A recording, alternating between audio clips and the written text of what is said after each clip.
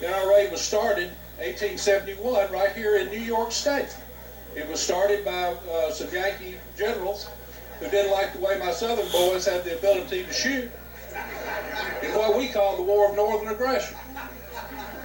Now, y'all might call it the Civil War, but we call it the War of Northern Aggression down south.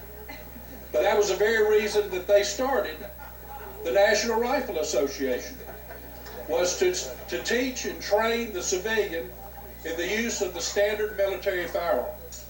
And I am one who still feel very strongly that that is one of our most greatest charges that we can have today, is to train the civilian in the use of the standard military firearm, so when they have to fight for their country, they're ready to do it. Also, when they're ready to fight tyranny, they're ready to do it. Also, when they're ready to fight tyranny, they have the wherewithal and the weapons to do it. Damn. This guy is going to be the president of the NRA. Wow, man. The War of Northern Aggression? Look, this is one of those guys who would be in the South doing a Civil War reenactment. This is probably one of those guys who flies the Confederate flag. The War of Northern Aggression?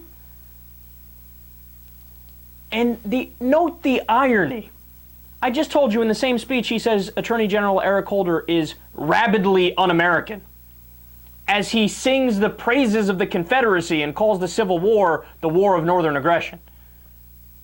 That is the very definition of unpatriotic. God, these guys have 86-pound balls on them. I mean, how can one say something so absurd? And then furthermore, look at when he's talking about the NRA. Again, these guys have no understanding of history whatsoever. What he conveniently leaves out about the NRA, a lot of people don't know this, is that the NRA, for the majority of its history, was in favor of gun control. In fact, up until the 1980s, they were in favor of every piece of gun control. Why? Because they were in favor of responsible gun ownership.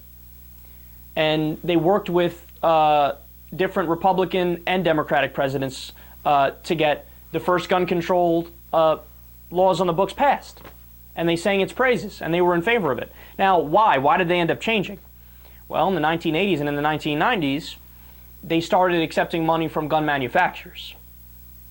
When you accept money from gun manufacturers, all of a sudden, whose interests are you going to serve?